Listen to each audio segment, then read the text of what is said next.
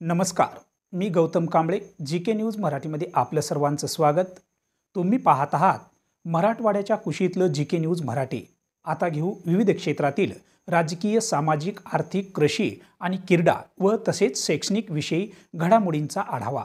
चला तर वळूया पुढील बातमीकडे. मुंबई येथील आझाद मैदानावर मराठा आरक्षण हा मुद्दा घेऊन मनोज जरांगे पाटील यांचं आंदोलन सुरू आहे. या आंदोलनासाठी राज्यभरातून मराठा बांधव लाखोच्या संख्येने मुंबईमध्ये दाखल झाले आहेत. मुंबई येथे सुरू असलेल्या मनोज जरांगे पाटील यांच्या आंदोलनाच्या विरोधात आता ओबीसी बांधव देखील आक्रमक झाले आहेत. नांदेडच्या हदगाव येथे ओबीसी बांधवांनी तहसील कार्यालयासमोर घोषणाबाजी करत निदर्शने केली. हदगाव तहसील मार्फत राज्य शासनाला ओबीसीच्या मागण्यासंदर्भात निवेदन देण्यात आलं.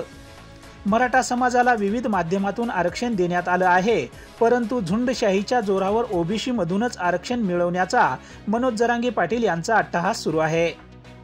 मराठा समाजाला ओबीसी मधून आरक्षण देण्यात येऊ नये. मराठा समाजाला ओबीसीतून आरक्षण देण्याचा सरकारने निर्णय घेतल्यास महाराष्ट्रात उद्रेक होईल, असा इशारा ओबीसी बांधवांनी दिला आहे.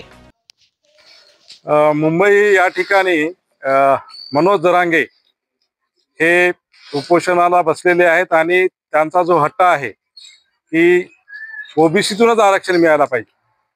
परंतु आमचं असं म्हणणं आहे की मराठा समाजाला आपण जर पाहिलं तर सर्व नैसर्गिक साधन सामग्री त्यांच्याकडे आहेत, संस्था त्यांच्याकडे आहेत, कारखाने त्यांच्याकडे आहेत आणि त्यांचं नोकरीमधलं जर आपण प्रमाण पाहिलं तर जवळपास 50% जवळपास त्यांची मुलं नोकरीमध्ये आहेत.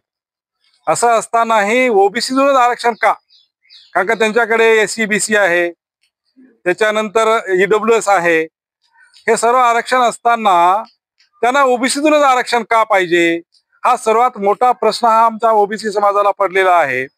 आणि भारतीय जे संविधान आहे, संविधानामध्ये आरक्षण कशासाठी आहे याची स्पष्ट व्याख्या आहे. त्या व्याख्येमध्ये मराठा समाज कुठे बसतो?